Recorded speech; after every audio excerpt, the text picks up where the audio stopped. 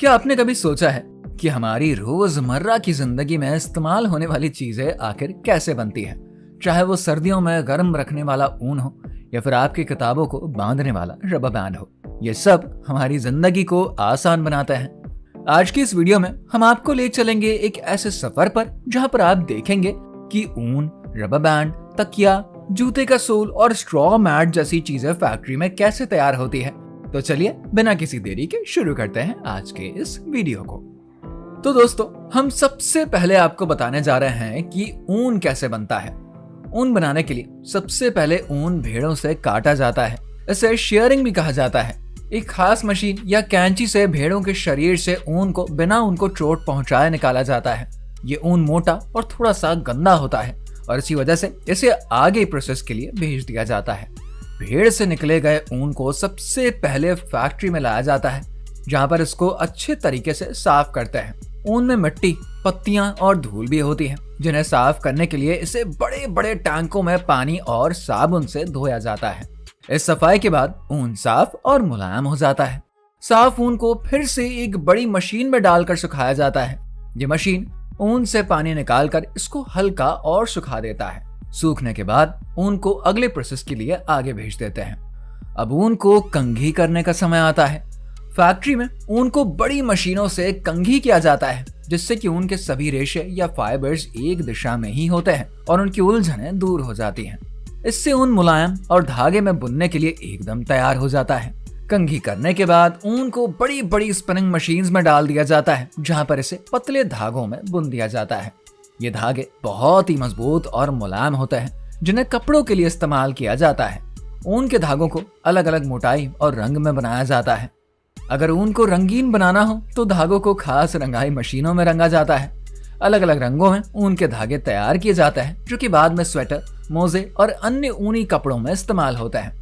अंत में तैयार ऊन के धागों को फैक्ट्री में पैक कर दिया जाता है और फिर इनको बाजार में भेज दिया जाता है।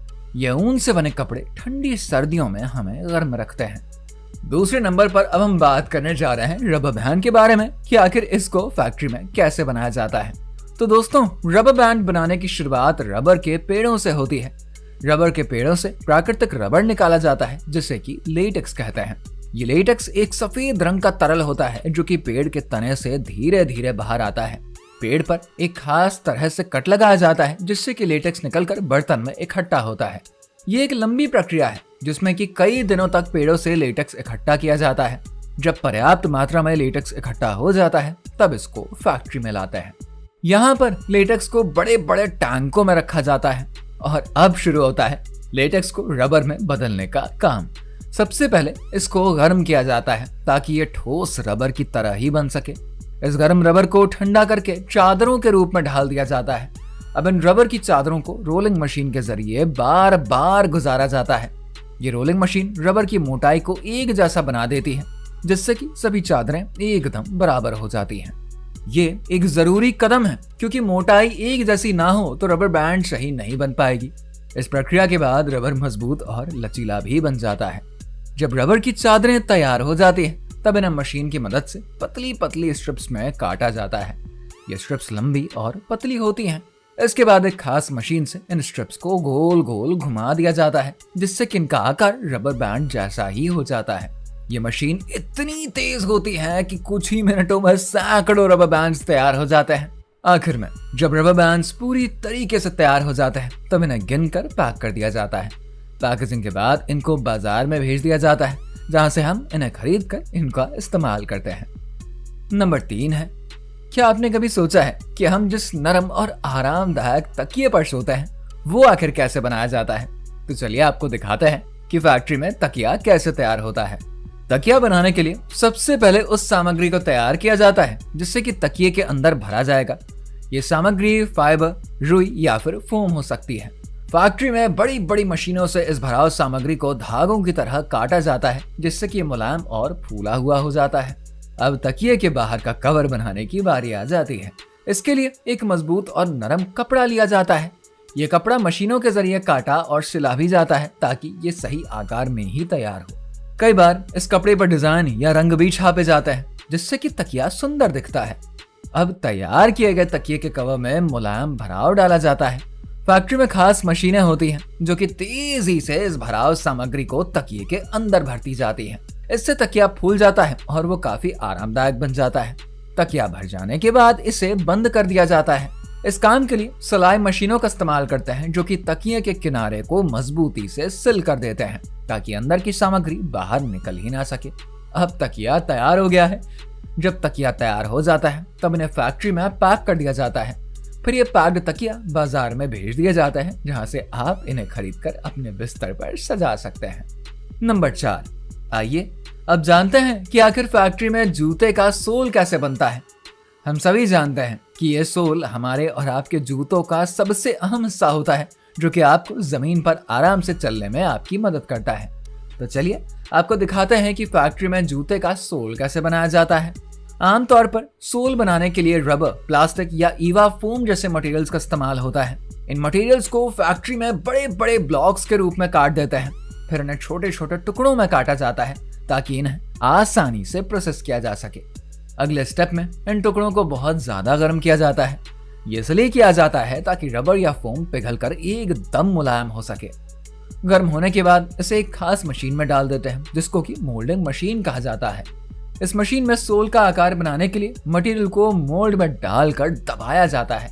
अब मोल्डिंग मशीन में सोल का मटेरियल डालने के बाद मशीन उसे दबाकर सोल का सही आकार और डिजाइन देती है। मशीन के अंदर मोल्ड होते हैं जिनमें सोल के अलग अलग डिजाइन बनाए जाते हैं। जब मोल्ड में रबर या फोम जम जाता है तो सोल का आकार तैयार हो जाता है। सोल के तैयार हो जाने के बाद उसे और भी मजबूत बनाने के लिए कुछ और प्रोसेस किया जाता है। सबसे पहले सोल को मशीन से बाहर निकाला जाता है और फिर इसे क्योरिंग प्रोसेस से गुजारा जाता है जिससे कि सोल को और भी मजबूती मिलती है। क्योरिंग से सोल का मटेरियल पक्का हो जाता है और वो ज्यादा टिकाऊ बन जाता है। सोल का सबसे महत्वपूर्ण हिस्सा होता है उसका ग्रिप। फैक्ट्री में सोल के नीचे अलग अलग पैटर्न्स और डिजाइन्स बनाए जाते हैं ताकि चलते वक्त आपके जूते की पकड़ मजबूत बनी रहे। अब सोल तैयार है लेकिन इसे सही आकार में काटने की जरूरत है। फैक्ट्री में खास कटर मशीन से सोल को काटकर एकदम सही शेप में लाया जाता है। ये शेप जूते के डिजाइन और साइज के हिसाब से तय किया जाता है। अब आपका जूता पूरी तरीके से तैयार है। नंबर 5, क्या आपने कभी सोचा है कि जिस स्ट्रॉ मैट पर आप बैठते हैं या फिर आप उस पर सोते हैं उसको आखिर कैसे बनाते हैं? हम आपको दिखाएंगे कि फैक्ट्री में स्ट्रॉ मैट्स कैसे बनाए जाते हैं। स्ट्रॉ मैट बनाने के लिए सबसे पहले कच्चा माल यानी कि सूखी घास या बांस की पतली स्ट्रिप्स इकट्ठा करी जाती है। इन घासों या बांस के स्ट्रिप्स को खेतों में काटा जाता है और फिर इनको सुखाया जाता है। इसके बाद इन्हें काटकर एक समान लंबाई में किया जाता है जिससे कि मैट बनाते समय सभी स्ट्रिप्स बराबर हों। अब बारी आती है बुनाई की। फैक्ट्री में खास बुनाई की मशीनों का इस्तेमाल किया जाता है जो कि स्ट्रॉ या बांस के स्ट्रिप्स को आपस में बुनते हैं। मशीनें इन स्ट्रिप्स को एक के ऊपर एक रखकर उन्हें मजबूत तरीके से जोड़ते हैं जिससे कि एक लंबी चटाई बन जाती है। ये बुनाई बहुत ही तेजी से होती है और मैट को बहुत ही मजबूती देती है। स्ट्रॉ मैट में अलग अलग डिजाइन और रंगों को जोड़ने के लिए खास रंगीन स्ट्रिप्स का इस्तेमाल होता है। जब मैट पूरी तरीके से बुन जाती है तब उसको सही आकार में काटते हैं।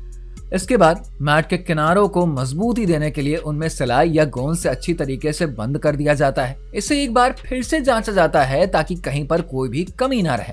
अगर सब सही होता है तो मैट को फिर रोल कर दिया जाता है और फिर इसको पैक करके बाजारों में भेज दिया जाता है।